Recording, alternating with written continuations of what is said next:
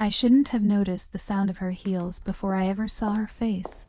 Sharp, tight, precise, echoing across the polished concrete floor of the Lavara studio like a metronome that controlled the entire building. Everyone else heard it too.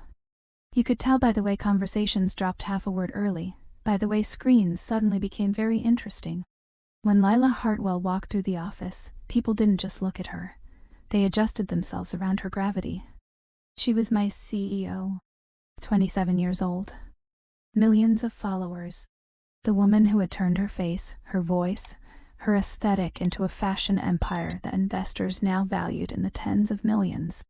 And I was the operations strategist the board had forced her to hire. Which meant something very simple. I was the one person in that building who wasn't supposed to care that she was famous, or beautiful, or watching me. But the first time she stopped behind my chair during a strategy meeting, so close I could feel the warmth of her presence at the back of my neck, I understood something dangerous. If anyone in that room noticed the way her hand hovered near my wrist, if anyone saw the way I stopped breathing when she leaned closer, it wouldn't just be awkward. It would be a problem. For the company. For her reputation. For the career I had just moved to New York to build. Because the truth is, the moment my CEO started looking at me like that, I knew this was already too close. New York had a way of making every decision feel expensive. Even before the rent cleared. Even before the subway delays and grocery receipts and silent little humiliations of starting over in a city that didn't care whether you stayed. By the time I started at Lavara, I had already learned to measure my mornings and costs. Coffee or cab. Time or sleep. Pride or convenience. I stood in my apartment in Queens most days with one shoe on, one hand in my hair, staring at the small square of mirror above the sink, and reminding myself that I had chosen this. That mattered. I had chosen the job. I had chosen the city. I had chosen to leave a consulting firm where no one knew my name but everyone respected my work, and trade it for a company built around a woman the internet already thought it knew. People said I was lucky. That was the word everyone used when I told them where I was going. Lucky. As if luck had anything to do with the hours I'd put in, or the degree, or the years of being the youngest person in rooms full of older men who smiled just a little too kindly before I proved them wrong. As if luck was the reason investors had pushed for someone like me to come in and stabilize a company growing faster than its own infrastructure could carry it. Lavara wasn't hiring me because they wanted fresh perspective. They were hiring me because something inside the machine was slipping. Too many campaigns launched at once. Too many vendors. Too many approvals bottlenecked behind people who were more loyal than competent. Too many departments acting like separate islands orbiting the same star. And that star was Lila Hartwell. I knew the public version of her before I knew anything else. Everyone did. Golden hair. Clean lines. Perfect skin. The kind of face that made cameras behave. She'd built her following on fashion. Then taste. Then the illusion that taste was enough to build an empire. And maybe it had been for a while. She had instinct. Real instinct. The kind you couldn't teach. She could look at a campaign deck for 20 seconds and know what would fail. She could say one sentence on a live stream and sell out an item by midnight. She understood want in a way most executives only pretended to. But want and structure weren't the same thing. Brand and business weren't the same thing. And by the time I came in, everyone at Lavara was pretending they still were. My first week I learned the sound of the building before I learned the people. The freight elevator near the sample room that groaned on its way up. The hum of printers from the marketing side. The soft metallic clink from the kitchenette when someone dropped a spoon into the sink and left it there. The fluttering rhythm of garment bags being moved from one rack to another. The muted buzz of Slack notifications rising and falling across the open floor like anxious insects. The office sat in a converted warehouse in Soho, glass-walled conference rooms, pale oak tables, racks of upcoming collections lined up with obsessive precision near the studio. Every surface trying hard to look effortless. There were potted olive trees inside, which felt ridiculous to me at first. But by day 3 I understood the point. Everything in that building was curated to feel natural while being watched. That was Lavara's whole language. Ease. Soft power. Beauty with a price tag. And underneath it, strain. I could see it almost immediately. Deadlines shifting because no one wanted to challenge bad timing.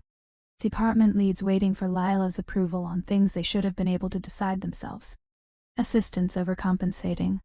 Everyone moving with that nervous, polished energy people have when they work close to fame and don't want to admit it affects them. It affected them. I tried not to let it affect me. That was my contradiction from the beginning.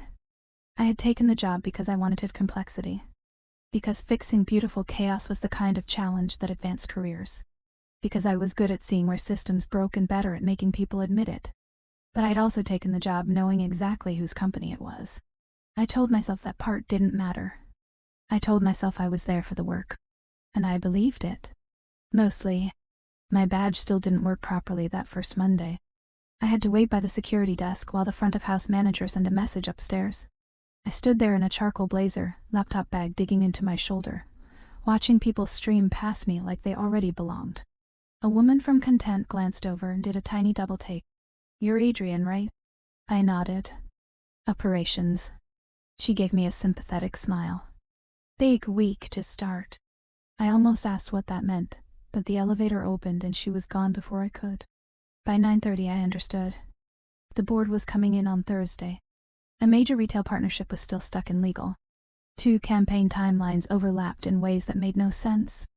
The product team had one calendar. Marketing had another. Creative had something less like a calendar and more like a vision board dressed up as scheduling. At 10:15 I sat in a glass conference room with a coffee I'd already forgotten to drink, and listened to 3 people politely disagree over whose approval was needed for a launch that should have been locked 2 weeks earlier. The coffee went cold by my right hand. No one noticed. No one noticed because everyone kept glancing through the glass wall toward the corridor every few minutes, as if some invisible temperature changed whenever she was near. I noticed that, and I hated that I noticed it. I also noticed the way her name functioned in conversation. Not like a boss's name. More like weather. Lila wants to see the revised palette by noon. Lila said no external comments on the campaign teaser. Lila hasn't signed off. Lila loves the first version. Lila hates the packaging copy. Not the CEO. Not even she, most of the time. Just Lila, as if proximity to her had flattened hierarchy and sharpened it at the same time.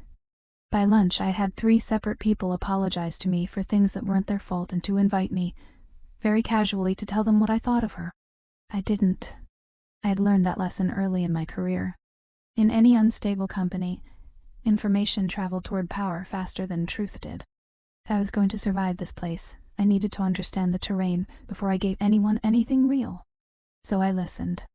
I ate half a salad at my desk. I built a private map of bottlenecks in my notes. I circled the same problem 3 times in 3 different forms. No ownership. That was the real issue. No one wanted to own a decision that might fail if it carried her name. By the second week, I had started leaving later than most people. Not because anyone asked me to. Because once the office emptied out a little, the building became honest. The performative energy dropped. You could hear keyboards again. Real ones, not frantic ones. Someone in finance laughed too loudly at something on their screen. A steamer hissed in the studio. A delivery guy argued softly into his phone near the freight entrance. The place felt less like a brand, and more like a company trying not to embarrass itself. I liked those hours. They made me feel less visible. There's a loneliness to being competent in a new place. People think confidence cancels it out. It doesn't. It just changes the shape. You still eat lunch alone the first few weeks. You still learn names faster than anyone learns yours. You still sit in meetings and know exactly what should be said and exactly how careful you'll have to be when you say it. I wasn't lonely in a tragic way. I was lonely in the practical way adults get when they're too busy building the next version of their life to admit they haven't settled inside it yet. On my 3rd Friday, my mother called while I was reviewing vendor redundancies. I let it ring once, then answered. "You sound tired," she said, which was her version of hello. "I'm at work." "That late?" I glanced at the time on my screen. 7:12 p.m. apparently. "You eating?" "Yes." It was a lie. There was a protein bar in my drawer, and a bottle of water I'd forgotten to open. My mother made a small sound that told me she knew I was lying, and had decided not to push. "And the job? It's good." That's not an answer. I leaned back in my chair and looked through the glass wall into the darker part of the office, where only a few desks still glowed. Complicated, I said. The company is brilliant from the outside, less brilliant when you look under the hood. And your boss? There it was. Even my mother knew to ask it like that. I kept my voice neutral. Young. Smart. Not as experienced as she needs to be. Can she handle hearing that? I turned my pen slowly between my fingers. That, I said, is the question. After we hung up, I sat there a little longer with my phone face down beside the keyboard. That was the risk, really. Not just career damage, though that was real. Not just the board, not just politics, not just the fact that I had moved my entire life for this job and didn't have the luxury of failure. The deeper risk was simpler. If I did my job well, I would have to tell the truth in a place built on image. And if the woman at the center of that image didn't want the truth from me, then I was already in trouble. I saw Lila in person for the first time on a Tuesday afternoon and somehow managed not to speak to her. That sounds impossible now. At the time it felt absurdly ordinary. I was crossing from finance to product with a tablet tucked under one arm, when the energy on the floor shifted in one of those subtle, embarrassing ways human beings think they're hiding. Heads didn't exactly turn. Backs straightened. Voices went quieter, then brighter, as if people were unconsciously smoothing themselves from the inside out. She stepped out of the studio with two people behind her and stopped near the sample table. I saw the side of her first. Cream silk blouse, black trousers, hair pinned back low, exposing the clean line of her neck. Nothing flashy. That was the thing that struck me. She looked expensive without looking like she'd tried. More controlled than glamorous. More exact. Someone handed her a fabric swatch, and she touched it once between two fingers, not even looking down fully before saying, "No, it photographs flat." The room adjusted around her sentence. Not because she was cruel. Because she was right. That was what made her dangerous to work for, I realized almost immediately. Not the fame. Not the face everyone recognized. The instinct. The fact that when she said something, the air changed not because people wanted to please her, but because some part of them knew she saw things faster than they did. Then she looked up. Not at me at first. Past me, maybe. Across the room. It didn't matter.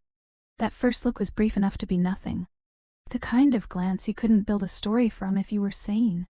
I kept walking. But 20 minutes later, when I was back at my desk pretending not to replay it, I found myself staring at the same line item for so long that the numbers blurred. Too close. The phrase came into my mind for no good reason. Not because she had been physically near me. She hadn't. Because something in the way I'd noticed her had landed too close to the part of me that liked control. I was not the kind of woman who built fantasies out of bosses. I wasn't impressed by wealth. I didn't confuse beauty with compatibility, or power with safety, or intensity with meaning. I had watched too many brilliant women burn themselves out trying to be chosen by people who liked being wanted more than they liked loving anyone back. I knew better. That was the problem. When you don't know better, mistakes are simple. When you do, they come with narration. The following Thursday, I had to present my first operational review to department leads. Nothing dramatic. Just a clean breakdown of existing redundancies, approval delays, structural overlap, projected losses if nothing changed by Q3T. The kind of meeting I usually enjoyed. Numbers calmed me. Clarity calmed me. I trusted the moment in a room when politeness had to give way to reality. I got there 10 minutes early. The screen was already on. The table still held the faint scent of whatever cleaning spray facilities used at night, citrus over something chemical. I set my laptop down, aligned my notes, uncapped my pen, recapped it, uncapped it again. Small movements. Small rituals. The kind that kept me steady. People filtered in. Marketing lead. Product, doc. 2 assistants. Someone from partnerships who looked 22 and terrified. Then Dana from brand strategy, who leaned in as she took the seat beside me. "She'll probably be late," Dana murmured. I looked over. "Who?" Dana gave me a look that would have been funny if it weren't so revealing. "Lila." I didn't answer. Dana smiled slightly. "You really don't do the whole orbit thing, do you?" "The whole what?" She glanced around the room and lowered her voice. "You know, being normal around her. I'm being normal." That made her laugh under her breath. Keep that, seriously. Then the door opened. The room shifted again. It irritated me that I could feel it happen before I saw her. Lila came in with no visible rush, no apology, no dramatic entrance. She simply entered and took her place at the head of the table like the room had been waiting to become itself. Her gaze moved once around the table in a clean, efficient sweep. When it reached me, it stopped. Just for a second. A second was enough. "Adrian," she said, like she already knew exactly where I would be sitting. Her voice was lower than I expected. Not smoky. Not soft. Just controlled in a way that made everyone else sound like they were trying a little too hard. "Good," she added. "Let's do it." So I did. I presented the numbers. Timeline conflicts. The duplicated vendor spend. The chain of approval problem. No drama.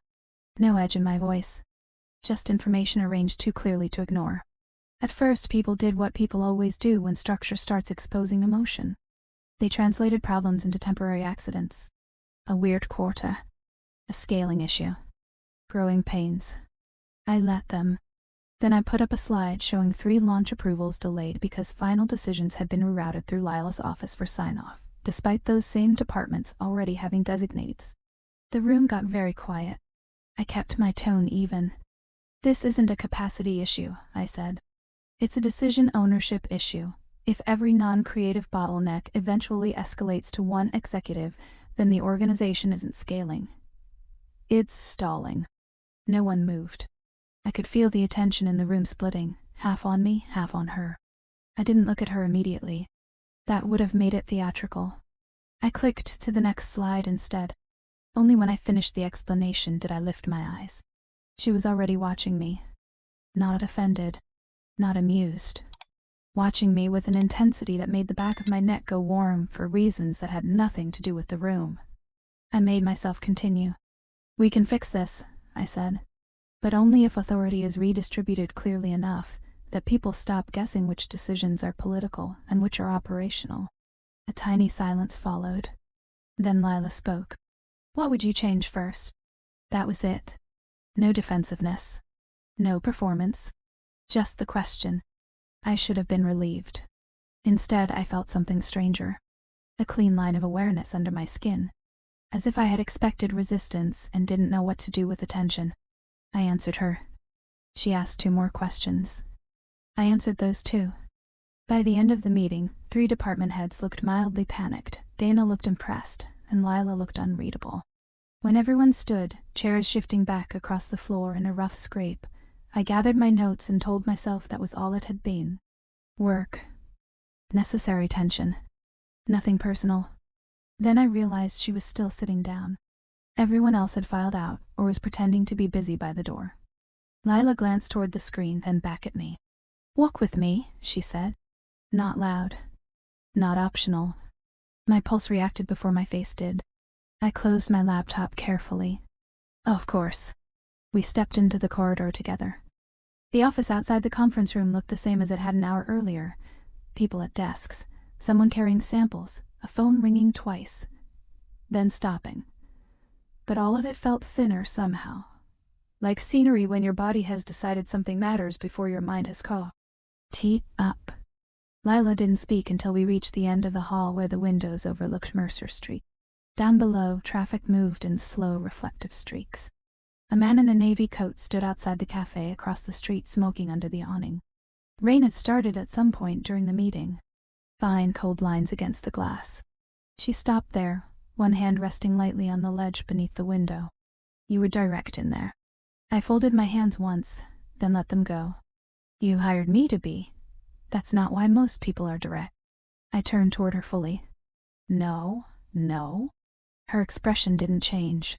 Most people are direct because they want to be seen being brave. I should have found that irritating. Maybe I did, a little. "And me?" Her eyes held mine. "You were direct because you were irritated." The answer came too quickly. I was correct. A beat passed. Then something almost invisible shifted at one corner of her mouth. Not a smile. Something worse.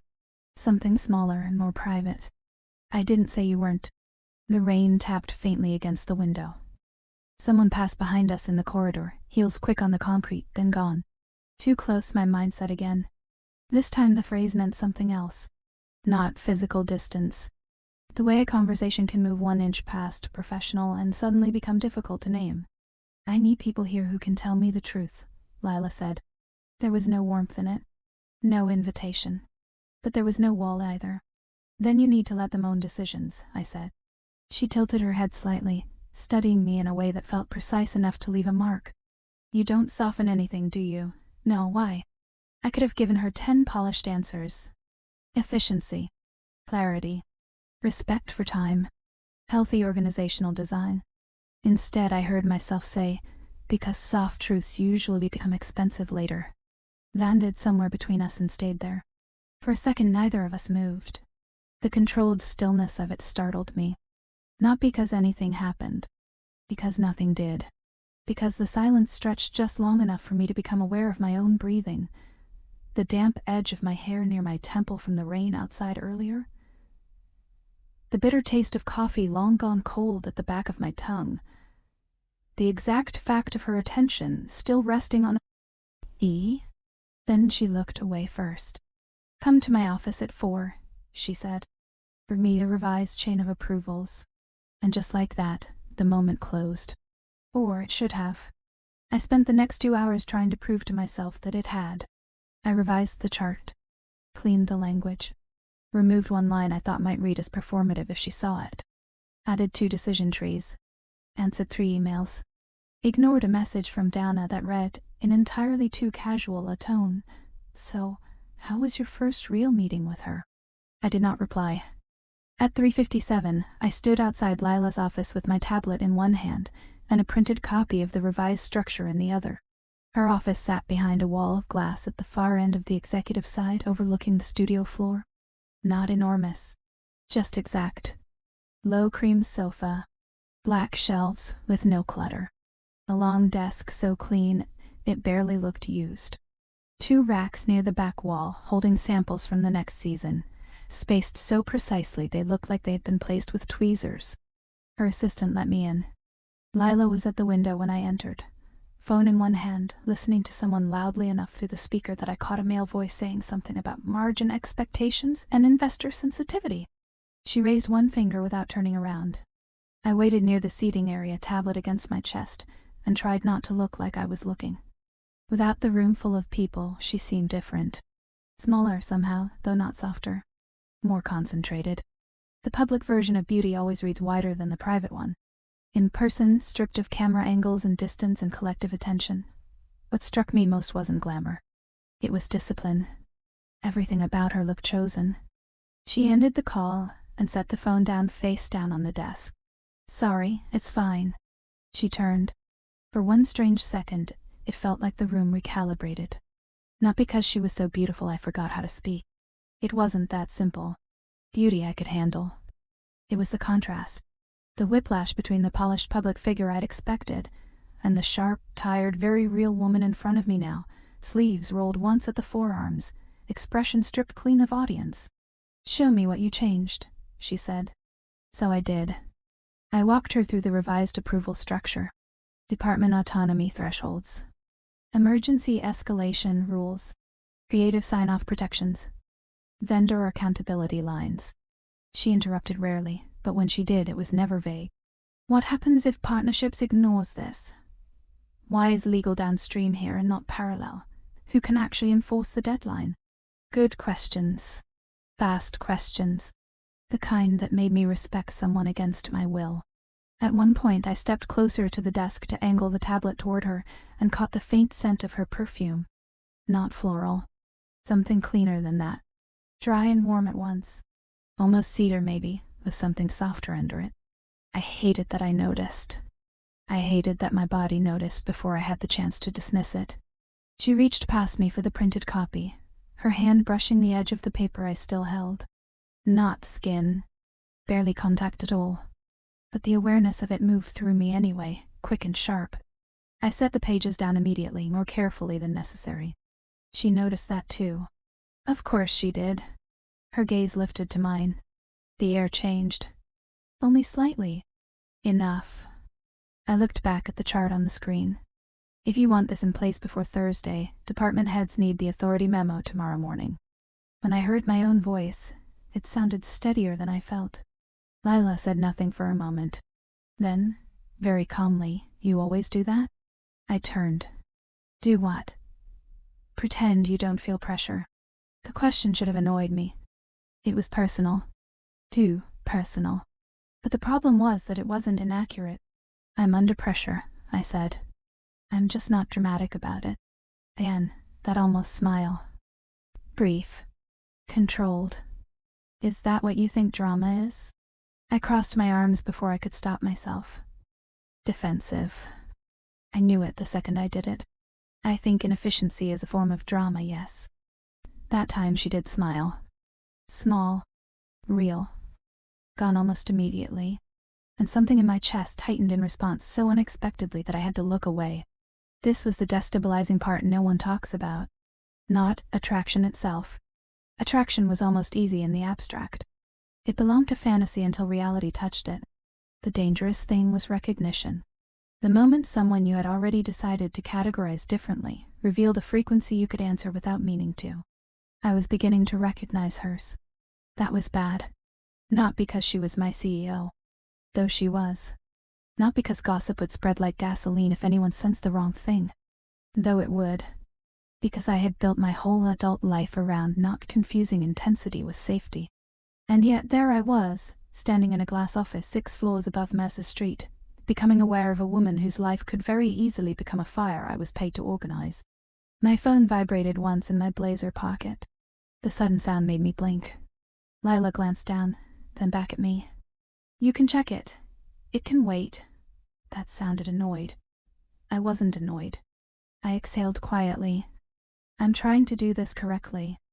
Her face changed almost imperceptibly at that. Not softer. More attentive. "Correctly," she repeated. There were 100 things that could have meant. Professionally. Carefully. At a distance. Without stepping into something neither of us should name. I don't know if she heard all of that in the word. I know I did. Outside the glass, someone laughed near the studio. A rack rolled across the floor with a brief metallic rattle. Somewhere down the hall, a door clicked shut. Inside her office, the silence between us held. 5 seconds maybe. Maybe less. Long enough. Then she stepped back and looked at the revised document again. "Send this to me tonight," she said. "I'll review it before the board packet goes out. Okay? And Adrian?" I looked up. Her eyes rested on me with that same difficult steadiness from the hallway. Not warm. Not distant either. "I don't hire people to make me comfortable." I waited. "I hire them," she said, "to make the company stronger." It should have been simple. Professional. Reassuring even. Instead it landed too deep. Because beneath the sentence was another truth. One I could feel but not prove. She had noticed the edge between us too, and instead of stepping back from it, she had named something adjacent and left the rest untouched. I nodded once. "Then I'll do that." When I left her office, the corridor felt colder than before. I walked back to my desk without looking at anyone, sat down and opened my laptop to a screen full of unread messages. Dana had sent another one. Well? I stared at it. Deleted the preview without answering. My coffee from earlier was still on the corner of the desk, untouched and fully cold now. I lifted it, grimaced at the first bitter sip and set it back down. Around me, the office moved through the end-of-day rhythm. Bags zipped, screens dimmed, a murmur of good nights, the elevator opening and closing. Ordinary sounds. Real ones. The kind that should have made everything feel smaller. They didn't. I pulled up the revised memo and started editing, but I kept stopping on simple sentences. Reading them. Losing a line halfway through. Thinking about her saying correctly as if the word had texture. Too close. That phrase had become something else again. Not warning. Recognition. And that was worse. Because warnings you can obey. Recognition stays. By the time I sent the document, the office was nearly empty. Rain still streaked the windows in thin silver lines. The olive tree nearest my desk cast a blurred shadow against the concrete floor. My shoulders ached. My eyes burned a little from the screen. My life in every visible sense still looked exactly like what I had chosen. Work, pressure, ambition, the clean forward movement of someone building something that mattered. But under that, something had shifted. Only slightly. Enough that when the elevator doors opened, and I stepped inside alone, I caught my reflection in the brushed metal wall, and didn't quite recognize the expression on my own face. Not fear. Not yet. Something more unstable than that. Awareness. I told myself the easiest way to survive Lavara was to make my world smaller. Work the problem. Fix the structure. Stay inside the numbers. Don't let a look become a story. Don't let a private tone in a glass office follow me home. That should have been possible. It would have been, maybe, if she had been less present. Not louder. Not more dramatic. Just less present. But after that meeting in her office, I started noticing the shape of her existence in the building even when she wasn't in the room. The after effect of a conversation. The way people sharpened their posture after coming back from her floor. The fact that decisions moved faster when her attention had touched them, then stalled again the second it hadn't. It was like trying to work in a place where weather could sign off on contracts. I spent most of the next morning in a conference room with finance and legal, going over retail forecasts for the board packet. By 11, my eyes hurt from staring at margin projections and revised fulfillment timelines. The room smelled faintly of printer toner and stale air conditioning. Someone had left a legal pad behind from an earlier meeting, half a page of hurried notes still visible.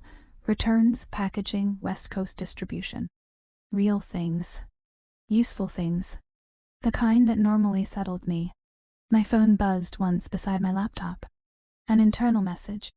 Need updated operational summary for Lila's noon review. Can you bring it directly? Mara, I stared at the screen for a second longer than necessary. Everything okay?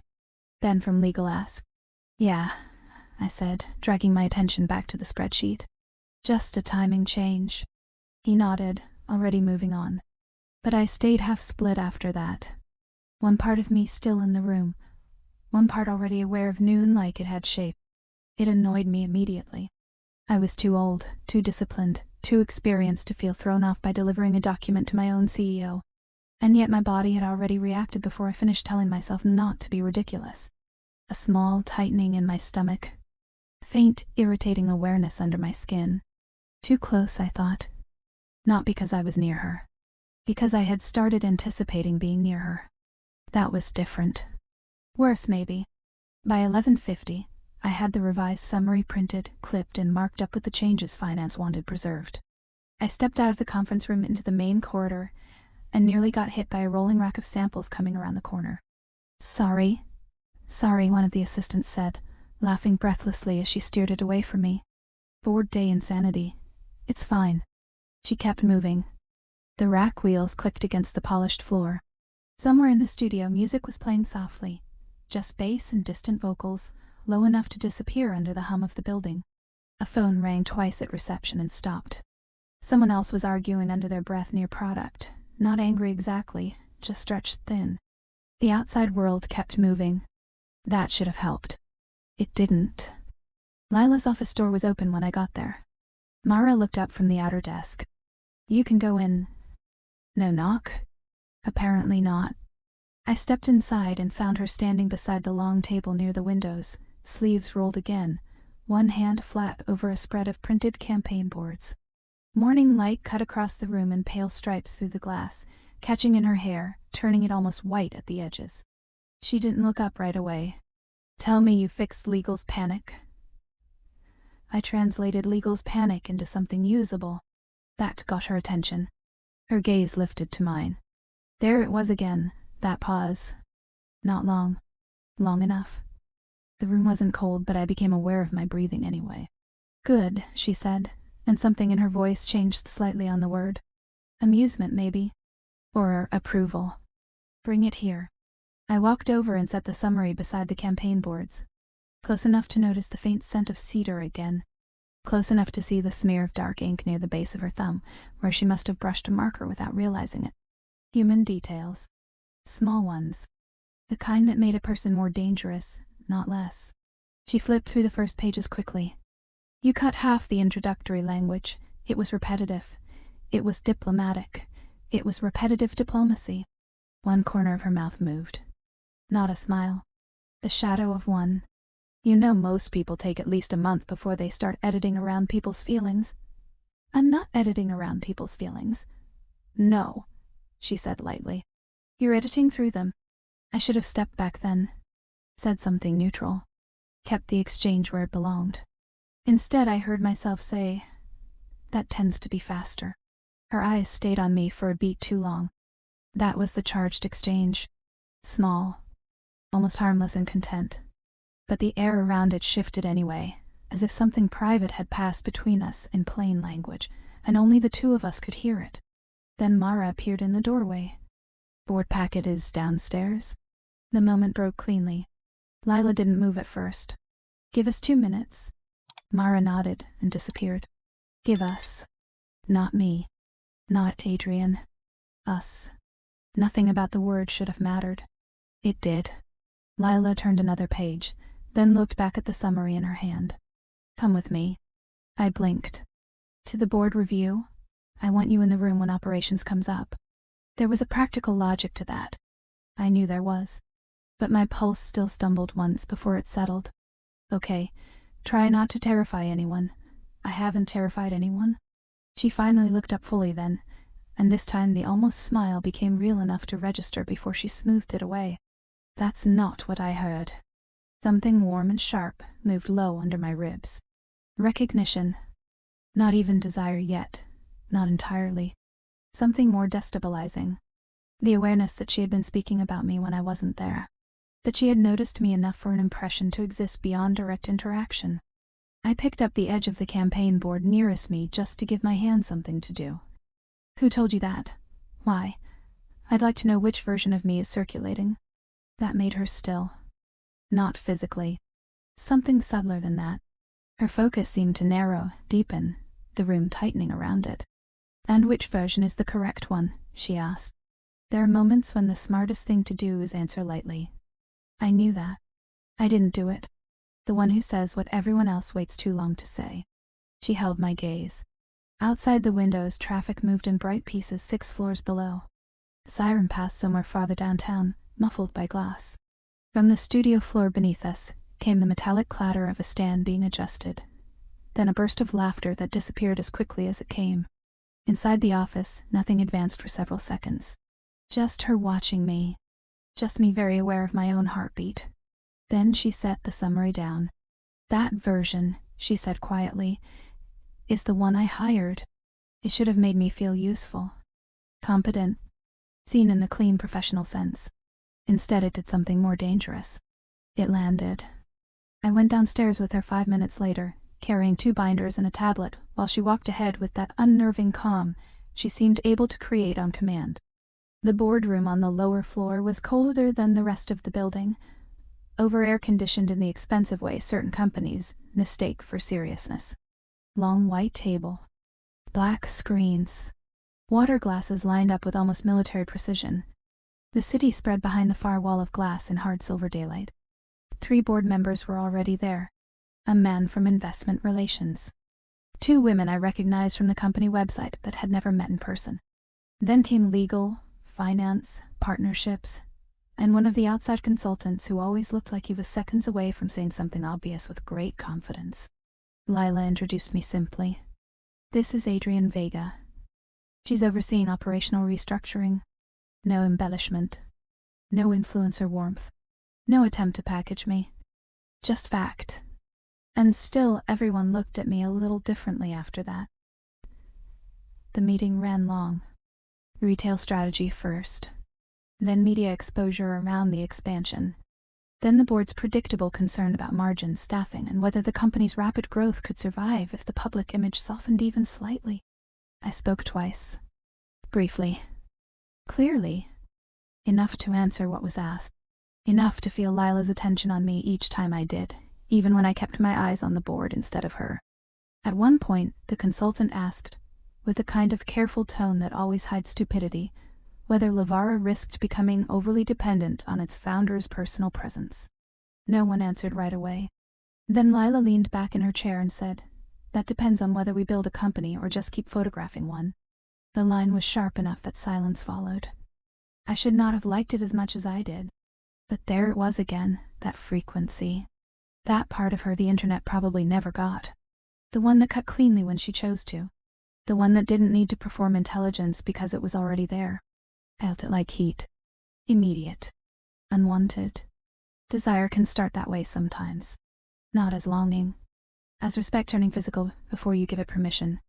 I lowered my eyes to my notes and wrote something I didn't need to write just to steady my hand. When the meeting finally ended, the room loosened all at once. Chairs moving, glasses shifting, murmured follow-ups. The tired choreography of people pretending high-stakes conversations hadn't taken anything out of them. I stayed behind to collect the printed materials we'd brought down. "Leave those," Lila said. I looked up. Most of the board had filtered out already. "I can take them back upstairs. Mara will get them." I hesitated anyway, fingertips still on the top binder. Her voice dropped slightly. "Walk with me. Again. Not optional." Something about that should have irritated me. The ease of her command. The way my body registered it before my pride did. I followed her out of the boardroom and into the side corridor that led toward the service elevator instead of the main stairs. Quieter there. Dimmer light. The hum of the building replaced by the lower mechanical sounds underneath it. Ventilation, elevator cables, distant movement through walls. She didn't stop walking until we reached the far end where a narrow window overlooked the alley behind the building. Cardboard stacked near the dumpsters below. A delivery van idling. Rainwater still pooled in dark shapes from the morning shower. "You changed the tone in the room," she said. It took me a second to realize she meant the meeting. I answered a question. "You corrected a room full of people who were used to hearing themselves speak." "I didn't correct them." That almost smile again. Smaller now. Closer to private. "You really don't know how you sound, do you?" The pulse in my throat gave itself away before anything else did. I folded my arms just to contain it. "Would you rather I softened things?" "No." Her answer came too quickly for performance. The words sat between us. "No. Not softened. Not easier. Not less." A shift happened then. Small, but definite. Something in the power between us moved out of its clean arrangement. She was still my CEO. Still, the woman whose company this was, whose office overlooked all of ours, whose decisions could redraw my life in a day. But she was also standing in a quiet side corridor, asking me not to be gentler with her than anyone else was. Or maybe asking for exactly that kind of friction. I wasn't sure which possibility was worse. "You say that now," I said. Her gaze sharpened. "I said it in the interview too." That caught me off guard. "You remember that?" The second the question left my mouth, I wished I could pull it back. Too revealing. Too close to asking whether she thought about me when I wasn't in front of her. But she didn't look away. "Yes." Just that. "Yes." The alley below the window looked suddenly too bright, too ordinary. The van still idling. A man in a gray hoodie smoking under the overhang. Someone across the way dragging a trash bag toward a side door. The world going on, indifferent. Inside my body, nothing felt indifferent. I remembered the interview instantly after she said it. Her at the far end of the table in that same unreadable calm, asking fewer questions than anyone else, but better ones. Not "where do you see yourself in 5 years?" Not "tell me about your strengths." She had asked what kind of truth becomes expensive when no one says it early. I had answered without thinking. She had watched me for 2 full seconds after, then moved on. I had forgotten that until now. Or told myself I had. "I assumed you were testing me," I said. I was. I let out a breath I hadn't meant to release. And you were the only person that week who answered me like I wasn't performing." Her voice stayed level, but the line hit with more force than volume. That changed how I experienced her. Not just as a beautiful, powerful woman with dangerous instincts. Not just as the founder everyone orbited. But as someone who had been looking for a specific kind of resistance and knew when she found it. That should have made me more careful. Instead, it made me warmer. More alert. More unsettled. A door opened somewhere behind us and closed again. Footsteps passed at the far end of the corridor. Neither of us moved. I became aware of ridiculous details. The faint metallic smell of the elevator machinery. The sharp press of my thumbnail against the inside of my finger. The fact that her blouse sleeve had come slightly loose at the wrist, one button undone. The exact distance between us, not touching. Not even close enough to call it intimate, but close enough that if either of us stepped forward, the entire air of the moment would change. Was I really about to let a quiet hallway matter this much? I didn't answer the question. I couldn't. Lila tilted her head a little, still watching me with that unnerving steadiness. You're thinking too hard. That's generally the point of why I'm here. I didn't hire you to think harder. I hired you to see clearly. My mouth went dry for no good reason. And what do you think I'm seeing now? I don't know why I asked that. Maybe because I wanted to push the moment back toward professional clarity and missed. Maybe because some lower, less disciplined part of me wanted to know. Her expression didn't change, but her silence did. It deepened, became heavier. Then very softly she said, "More than you're comfortable with." My pulse went hard once. A clean, undeniable hit. There it was. Not a confession. Not flirtation exactly, but no longer safely deniable either. A destabilizing shift. She had named the imbalance in the room. Not the corporate one, not the title on the org chart, but the fact that she could read me more easily than I wanted her to. And the worst part was that she was right. I looked away first, toward the narrow window and the rain-dark alley below. "That sounds like a liability," I said. "It might be." The answer came calm, almost thoughtful. I turned back to her. She had not stepped closer. Not at all. But the restraint of that felt more loaded than movement would have. For a few seconds nothing physically happened. No touch. No smile. No break in posture. Just stillness. The kind that makes breath feel louder than it is. Then her phone vibrated in the pocket of her trousers. Once. Then again. The spell loosened, not broken exactly. Disturbed. She glanced down, then silenced it without checking. "Come to the campaign review tomorrow," she said. "I'm not on that calendar. You are now." That sounds efficient. That made something flicker in her eyes. Dry amusement, maybe. Or recognition of the fact that I was trying to steady myself with sarcasm. "Try to survive it," she said. I should have matched her tone. Kept it light. Easy. Instead I said, "That depends on the room." Her gaze held mine for one last beat. Then she finally stepped back. "Then I'll make the room worth surviving." I felt the sentence all the way down. Not because it was overt. Because it wasn't. Because it could still be defended as professional if either of us had to. Because the line between authority and something else had just narrowed by a fraction, and that fraction was enough to alter the whole structure. She turned first and started back toward the main corridor. I stayed where I was for maybe 3 seconds longer than made sense, hand flat against the cool ledge under the window, breathing once, twice, as if I could settle the heat out of my body before following. I couldn't. The rest of the afternoon moved anyway. That was the cruelty of it. Slack messages. Budget questions. A revised shipping estimate from Los Angeles. Dana leaning over the low wall of my desk to ask if I was coming to drinks with the strategy team on Friday. Someone reheating soup in the kitchenette and burning it slightly so the smell drifted across the floor. My laptop fan kicking louder under a dense spreadsheet.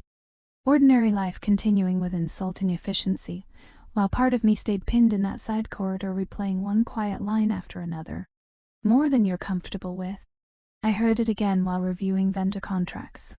Again while standing at the espresso machine waiting for it to finish its miserable imitation of coffee. Again while answering a question from product about seasonal capacity forecasts.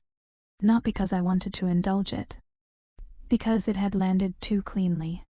Too close. That phrase returned changed. No longer warning. No longer simple recognition. Now it felt like location. The place I had arrived without meaning to. By 6:30, most of the office had thinned out. Evening in the building always revealed who was actually carrying the strain. Finance still lit up. Product half empty. Creative pretending to still be energized. Music a little louder now. Bodies a little looser around deadlines that hadn't disappeared just because daylight had. I stayed because I had work. That was true. I also stayed because some stubborn, disciplined part of me refused to be the woman who fled a building because one conversation in a hallway had gotten under her skin. At 7, Mara appeared at the end of my desk. She wants the revised board notes before you leave. I looked up too fast. Mara noticed. Of course she noticed. But if she had an opinion, she kept it buried under perfect assistant neutrality. I can send them, she asked for hard copy. Of course she did. Fine, I said, already reaching for the printer settings. By the time I crossed the floor with the notes, the office had entered that thinner nighttime version of itself it'd come to prefer. Fewer voices. More echoes. The blinking red light of a security camera near the studio entrance, catching and releasing as I passed under it. A chair slightly out of place at reception. My own footsteps louder than they should have been on the polished floor. Her office door was half open. I knocked this time. Come in. She was seated behind the desk now, jacket off, reading glasses in her hand. Not on, just turning one of the arms slowly between her fingers as she looked over a set of marked pages. The image of it hit me with unexpected force. Not because glasses are intimate in any objective way. Because they are. On the wrong person. In the right light. When your body has already decided to betray you. I set the notes down in front of her. Revised. Stay a second. I didn't sit. I should finish a few things downstairs. You can finish them in 10 minutes. There was no arrogance in the sentence. That was the problem. She said things with the calm assumption of being obeyed, and most of the time I resented that in people. With her I mostly became aware of my own pulse. She looked at the notes, then at me. You're avoiding me. Direct. Clean. Impossible to pretend I hadn't heard it. I'm working. That's not an answer. The room felt suddenly smaller. The city beyond the windows had turned dark blue, building lights coming on in clean grids across downtown. I kept my voice level. You're my boss, yes. The single word held no softness at all. I swallowed once. Then you know why that matters. Her gaze didn't break. I know exactly why it matters. Heat moved across the back of my neck. Not from embarrassment. From the precision of it. From the fact that she wasn't making me say more, but she wasn't protecting me from the implication either. The outside world continued, even there. A siren far away. Elevator doors opening and closing somewhere beyond the executive corridor. A laugh from the studio floor below, softened by distance. Life refusing to pause just because one room had become difficult to breathe in. I became aware of the edge of the desk pressing lightly into my fingertips, where my hand rested against it. Then she said quietly, "That isn't the only reason." I should have denied it. Instead I stood there perfectly still, and felt the truth move through me before language could catch up. Fear, yes. Desire, too. And maybe the worst part, the most dangerous part, was that for the first time, I wasn't entirely sure which one I was trying harder to control. The campaign review the next morning was louder than the board meeting had been. Creative teams always were. The studio floor had been rearranged overnight, rolling tables pushed together, boards pinned to temporary walls, garment racks moved aside to create space. Someone had dragged a portable screen to the center so mock-ups could cycle through while the team debated them. The smell of fresh coffee mixed with the faint chemical bite of new printouts still drying. People talked over each other here. Marketing arguing color, palette white. Creative directors defending lighting choices. Someone from partnerships reminding everyone that whatever went viral still had to ship. Real work. Normal chaos. I stayed near the back wall at first, tablet in hand, letting the rhythm of the room settle me. This was familiar territory, teams pushing ideas until the strongest version survived. No performance.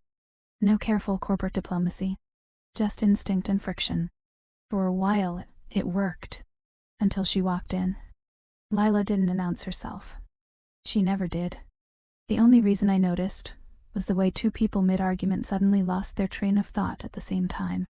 She crossed the studio slowly, scanning the boards already hung along the wall. Dark trousers again. Pale blouse. Hair tied loosely today instead of pinned. The kind of small difference that shouldn't have mattered. My body noticed anyway. That was the first betrayal. A faint tightening across my shoulders. A shift in my breathing that made the room feel slightly warmer, even though nothing about the temperature had changed. Too close. The phrase moved through my mind again, quieter now, less like a warning and more like a fact. She stopped in front of a set of campaign mock-ups, 3 variations of the same winter lookbook concept, and tilted her head. "Why are these all saying the same thing?" she asked. Someone from creative answered immediately, already defensive. "They're variations on the same theme. They're variations on the same photo." The room went still. Not tense exactly, just attentive. Lila stepped closer to the wall and touched the corner of one board lightly. "If everything looks the same, the audience stops seeing." A few people nodded. I watched from where I stood, telling myself this was exactly the version of her the world saw. Sharp instinct, clean judgment, no hesitation in saying what everyone else was circling around. Then she turned slightly, and her gaze landed on me. It wasn't accidental. That was the destabilizing part. She didn't look surprised to find me there. Didn't acknowledge me publicly either. Just held my eyes for a second longer than a glance required before turning back to the boards. My pulse reacted before my thoughts did. A quick, unmistakable hit. Ridiculous.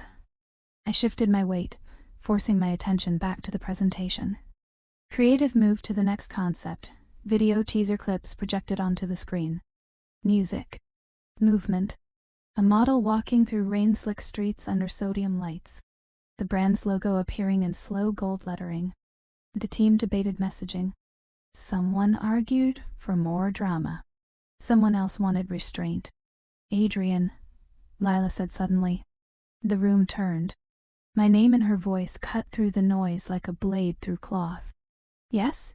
You haven't said anything." A dozen eyes shifted toward me. That was the power shift. Not subtle.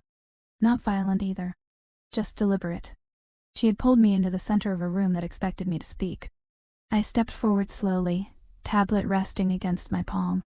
"The visuals are strong," I said. "But they're trying to sell atmosphere instead of product." Someone from marketing frowned. "It's a branding campaign. It still has to lead somewhere." I tapped the screen once to pause the video on a frame where the model turned toward the camera. "This moment works," I said. "But the rest feels like it's waiting for meaning instead of building it." Silence. Not hostile. Considering. Then Lila asked, "And how would you fix it?" There it was again. That tone. Not challenging. Interested. I walked closer to the screen, the room shifting slightly to give me space. "Cut the opening 30 seconds, I said. "Start here instead." I tapped the frame again. "Everything before that is atmosphere. This is recognition." A creative director crossed her arms. "That's aggressive. It's efficient." A few quiet laughs moved through the group. Then I felt it again. Her attention. Not on the screen. On me. My skin reacted instantly, warmth rising along the back of my neck. I turned slightly, and there she was, standing just a few feet away now, watching me with that same unsettling focus from the corridor the day before. Not smiling. Not expressionless either. Just watching. My breath caught once. Barely noticeable. But I felt it. Too close. The phrase surfaced again, altered now. Not about distance. About awareness. The meeting continued around us. More debate. More mock-ups cycling across the screen. Someone adjusting lighting on a sample garment near the rack behind us. The outside world of work moving forward like nothing unusual was happening. But inside my body, something had already shifted. I was aware of her in a way that refused to become background.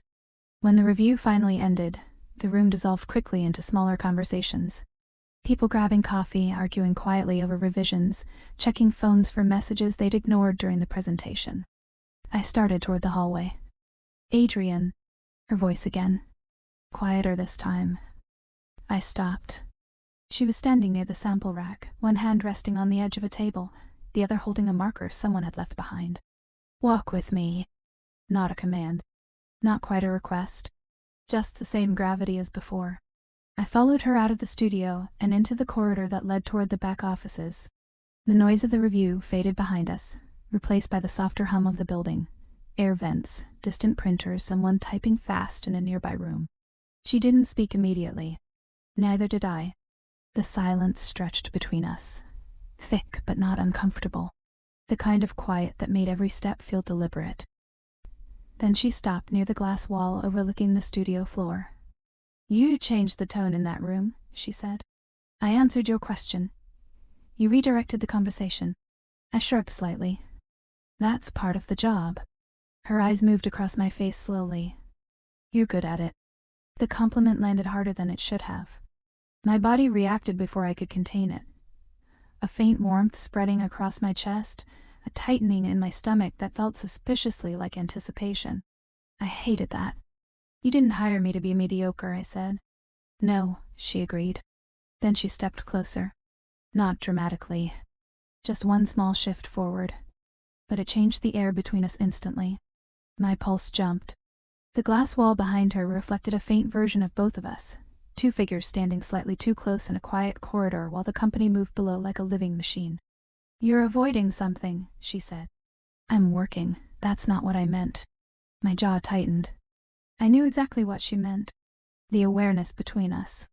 The tension that kept appearing in moments too small for anyone else to notice. You're my boss, I said again. Her gaze sharpened. Yes. The word came softly. And that matters. It does. Neither of us moved. I could feel the heat of her presence now, subtle but unmistakable. The faint scent of cedar again. The quiet rhythm of my own breathing suddenly too loud in my ears.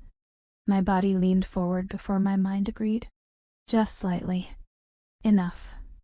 The fracture inside me became undeniable then. The careful version of myself, the one who had spent years building a life out of discipline and controlled choices, was losing ground to something far less predictable. She noticed. Of course she did. Her voice dropped just a fraction. Adrian. My name in that tone did something dangerous to my pulse. What? The word came out softer than I intended. For a moment, neither of us spoke. The corridor held its breath. Then she said, almost thoughtfully, You're thinking about consequences. My throat tightened. Yes, good. That wasn't the response I expected. Why? Her eyes held mine. Because so am I. That changed everything. Not a confession. Not permission. But acknowledgement. The risk suddenly had shape. Board members. Employees. Investors. A company built around her public image. My career. All of it balanced on the thin edge of this moment. My body moved before I could fully explain it. A step closer. Not touching. Close enough that I could see the faint gold flecks in her eyes. Close enough that the air between us felt charged. A single thought cut through my mind, sharp and impossible to ignore. Was I really about to risk everything just to know what this would feel like? The question stayed unanswered. She didn't step back. Didn't step forward either. Just watched me with that same unsettling calm. Then her hand lifted. Slowly. For a second I thought she was going to touch my face. Instead, her fingers brushed lightly against my wrist. The exact place she had stopped me during that first meeting. The contact was brief. Barely pressure. But the sensation traveled straight through me. Heat, pulse, awareness all colliding at once. My breath caught. Her eyes flickered to my mouth. Then back to my eyes. Too close. The phrase returned again, no longer warning, no longer recognition. Now it felt like inevitability. Neither of us moved. And somehow that stillness felt more dangerous than any touch. The warmth of her fingers on my wrist stayed with me long after we stepped apart. Not because the touch itself had lasted. It hadn't. It had been brief enough that anyone walking past the corridor might have missed it entirely. But my body remembered it. The exact place her fingertips had rested felt strangely awake as I walked back through the studio floor. The campaign team was still arguing about lighting direction, someone adjusting a tripod, while another person leaned across a table waving a printout like evidence in a trial. Normal life. Work life. The kind of noise that should have pulled me back into myself. Instead, I moved through it like someone carrying a quiet secret under their skin. Too close. The phrase returned again as I reached my desk, this time softer, almost reflective. I sat down, opened my laptop, and stared at the same spreadsheet for a full minute without absorbing a single number. My pulse had not fully settled. I inhaled slowly, letting the office sounds re-anchor me. Keyboard taps. A printer churning through a stack of invoices. Dana laughing somewhere behind the glass wall of the strategy room. Someone reheating coffee in the kitchenette and burning it slightly. The building continued breathing, and yet my mind kept replaying the moment in the corridor. Her hand. The way she had looked at me after. The quiet acknowledgement in her voice when she said she was thinking about consequences too. That was the part that unsettled me most. Not desire. Mutual awareness. It changed the shape of everything. I told myself the next logical step was distance. Professional clarity. Emotional restraint. The careful architecture of behavior that keeps complicated workplaces from collapsing under human impulse. That was the plan. It lasted approximately 3 hours. At 4:15, Mara appeared at my desk. She asked if you're free. I didn't need clarification. What does she need? She didn't say. Of course she didn't. I closed my laptop slowly. No? Mara nodded. The walk back to the executive corridor felt longer than usual. My mind kept offering rational explanations for the meeting. Operational questions. Board follow-ups. The campaign adjustments we'd discussed earlier. None of those explanations changed the fact that my body reacted again the moment I reached her office door. A small tightening beneath my ribs. Anticipation, whether I liked the word or not. I knocked once. Come in. Her voice was quieter than usual. The office lights were dimmer than earlier in the day. The sun had dropped behind the neighboring buildings, leaving the room lit mostly by the desk lamp, and the faint blue glow of evening through the windows. Lila was standing near the glass wall overlooking the city. She didn't turn immediately when I entered. For a moment I simply stood there, watching the reflection of her silhouette in the glass. The line of her shoulders. The loose fall of her hair now partly freed from the tie she had worn earlier. Something about the stillness of the room made my chest tighten. You wanted to see me, I said. She turned then. Her gaze moved across my face slowly, as if confirming something she had already been considering. Yes. That was all. The single word hung between us longer than necessary. I stepped farther into the room. Is something wrong with the board notes? No. Campaign adjustments? No. A faint smile appeared at the corner of her mouth. You're very determined to make this practical. That's my job. And outside of your job. The question landed softly but directly. My breath caught slightly. That depends on the situation. Her eyes held mine. This is the situation. For a moment neither of us spoke. The quiet in the room deepened until even the distant traffic below seemed muffled. I became aware of the subtle warmth of the desk lamp. The faint scent of paper and cedar in the air. The gentle hum of the building's ventilation system. And beneath all of it, my pulse. She stepped closer. Not abruptly. Slowly enough that I could have moved away if I wanted to. I didn't. The space between us narrowed until the air itself felt warmer. Adrian, she said quietly. My name sounded different in the dim light. Less formal. More personal. Yes. Her gaze flickered briefly to my mouth before returning to my eyes. You're still thinking about that moment in the hallway. It wasn't a question. I swallowed. Yes. The honesty surprised both of us. She exhaled softly, almost like relief. So am I. The words settled over us like gravity. The fracture inside me widened. I had spent years learning how to manage situations exactly like this. Professional boundaries. Emotional caution. The discipline of knowing when attraction was a complication rather than an opportunity. And yet here I was, standing in my CEO's office, fully aware that we had crossed an invisible line neither of us could pretend not to see. Lila, I said quietly. Her name felt unfamiliar on my tongue. Yes. This is a bad idea. I know. You could lose a lot. So could you? The risk hung openly between us now. Employees. Investors. Reputation. Everything the company depended on. And still neither of us moved away. Instead, she reached out again. This time her hand rested lightly against my arm, just above the wrist she had touched earlier. The contact was gentle. Deliberate. Heat moved through me instantly. My breath faltered. For a moment we simply stood there, feeling the quiet electricity of that connection. No urgency. No rush. Just the undeniable awareness that restraint had already begun to slip. Her voice was barely above a whisper. Tell me to stop. I looked at her. Really looked. The confidence the world saw was still there, but something else had surfaced beneath it, something more vulnerable, more human than the public version of her ever allowed. The realization struck me with surprising force. She wasn't testing me. She was choosing this moment too. My body reacted before my mind finished processing the thought. I lifted my hand slowly and touched the edge of her jaw. Her breath caught. The smallest sound, but enough.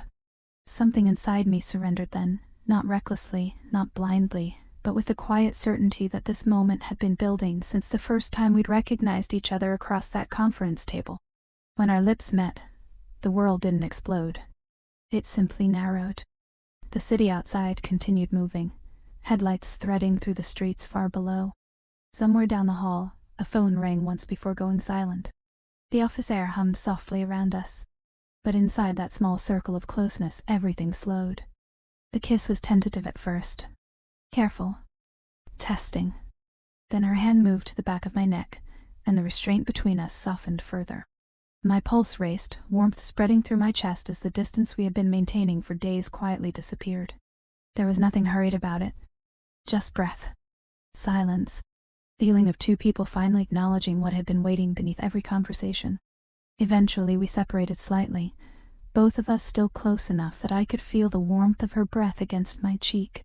Neither of us spoke, because speaking would have forced the moment back into language. And language had never been what this connection lived on. Instead, we simply stood there in the dim office, the fragile equilibrium between us altered in a way neither of us could undo. Outside, the city lights flickered on one by one. Inside, the silence between us felt full of everything that had just begun. The office felt different after that night. Not dramatically. No obvious shift anyone else could have pointed to. Lavara still moved with the same relentless rhythm it always had. Deliveries arriving at the loading dock.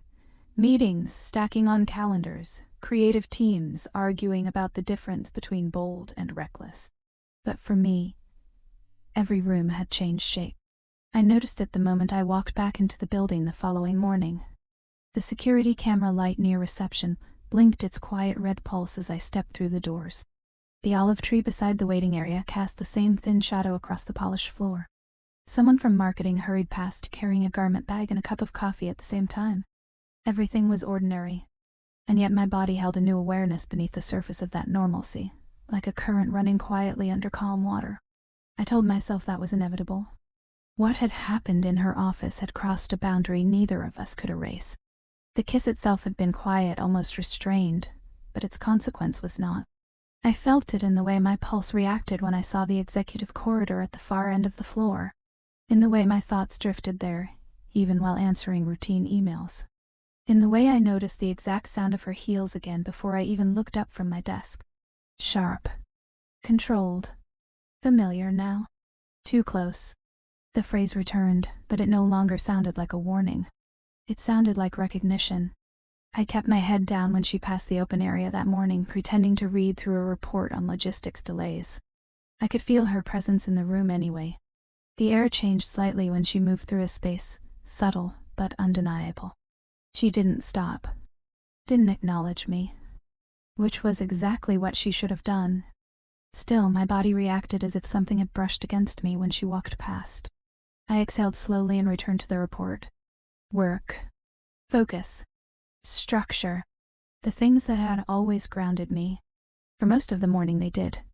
I lost myself in operational revisions, vendor contracts, a long call with the West Coast distribution team. Numbers and logistics steadied my breathing, pulled my attention back into the parts of my mind that functioned best under pressure. But every so often the memory returned. Her hand at the back of my neck. The quiet moment after we stepped apart. The way neither of us had rushed to fill the silence. By noon, the awareness had settled into something calmer. Not gone. Just integrated. That was the strange part. Nothing about the company had collapsed because of what happened between us. The investors still wanted quarterly growth. The creative team still needed deadlines. The logistics department still struggled with a shipping backlog. Life had continued exactly as it always did. Only now I carried the knowledge that somewhere in this building, there was a woman who had crossed that line with me, and chosen it just as deliberately. Dana appeared beside my desk sometime after lunch. You're quieter than usual, she said. I'm working. That's your answer for everything. I looked up at her. Usually because it's true. She studied my face for a moment longer than comfortable. Then she shrugged lightly. Well, whatever it is, it looks like you're winning. I almost laughed. Winning. The word felt strange in this context, because nothing about what had happened between Lila and me felt like victory. It felt more like gravity. By mid-afternoon, the office began thinning out again. Meetings wrapped up, people drifting toward late lunches or stepping outside for air. The building entered that softer rhythm between peak hours, when conversations became quieter and the hum of work settled into something steadier. My phone buzzed. A message from Mara. She asked if you could come by when you're free. I stared at the screen for a moment. The familiar tightening returned. Not anxiety exactly, but anticipation layered with something more cautious. I stood, straightened the stack of reports on my desk, and walked toward the executive corridor. The light had changed since morning. Afternoon sun filtered through the tall windows at the end of the hall, painting long, pale rectangles across the floor. My footsteps echoed slightly as I moved through the quieter space. Her door was half open. I knocked once. Come in. Her voice carried the same calm it always had. She was seated behind the desk this time, reviewing a tablet. When she looked up, the faintest change moved across her expression. Not surprise, not formality. Recognition. Something about that single look settled the rest of my unease. I closed the door behind me. You wanted to see me, yes. She set the tablet down. For a moment, neither of us spoke. The quiet was different now. Not tense. Just aware. You handled the distribution call well, she said. I handled a problem. That's the same thing. Her gaze moved across my face slowly, as if confirming something she had already accepted. Are you all right? She asked. The question caught me off guard. Yes, you seem thoughtful today. I leaned lightly against the back of the chair opposite her desk. Yesterday changed things. Yes. The word came without hesitation. Does that worry you? I asked. She considered that for a moment. Professionally it should, and personally? Her eyes held mine. Personally, I'm not sure I would undo it. My breath slowed. That was the mutual recognition we had both been circling since the moment we stepped apart the night before. Not reckless, not careless, simply honest. The world outside the glass walls continued moving, cars passing along the street below, someone laughing faintly in the studio space downstairs, a printer humming somewhere down the hall. Inside the office, the air between us felt steady. Not fragile, just changed. I've spent years trying to control outcomes, I said quietly. So have I. That makes this complicated. Her expression softened slightly. Most things worth choosing are. I thought about that. About the careful life I had built, the boundaries I had always maintained between work and desire, ambition and vulnerability. And yet here I was, still standing in her office, still feeling that quiet pull between us. Too close. The phrase returned one last time. Only now it meant something else entirely. Not danger. Not warning. Just truth. Close enough to see each other clearly. Close enough to understand that some decisions weren't about avoiding risk. They were about accepting the kind that changed you. I stepped closer to the desk. Not hurried. Just deliberate. Her hand rested on the surface of the wood, relaxed now. My fingers brushed lightly against hers. The contact felt calm. Natural. The city lights outside began flickering on as evening settled across the skyline. For the first time since this began, I realized something quietly important. I was no longer trying to step away from the moment. I was choosing to remain inside it. Some connections arrive slowly, disguised as coincidence. Others appear suddenly and refuse to be ignored. Ours had done both. And now that I understood what it meant, I could feel the shift in myself as clearly as the warmth of her hand beneath mine. Some distances aren't meant to stay wide. And some closeness, once recognized, becomes its own kind of truth. What happens when the thing you were supposed to resist becomes the thing that finally shows you who you are willing to be? Thank you for listening to this story. If it stayed with you, if some part of it felt familiar, you're always welcome to stay here with us, and share your thoughts before the next story begins.